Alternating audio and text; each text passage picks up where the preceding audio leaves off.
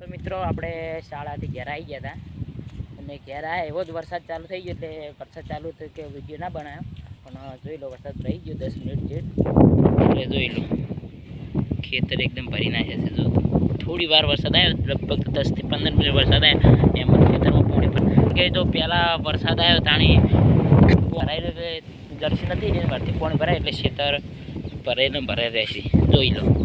અને આપણે લાલો એને હાલેથી છૂટી ગયો હતો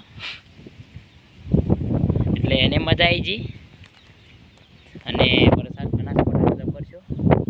મિત્રો તમારે વરસાદ થયો હોય તો જણાવજો. તો મિત્રો જોઈ લો થોડી વાર વરસાદ આવ્યો એમ જ પાણી ભરી નાખીએ.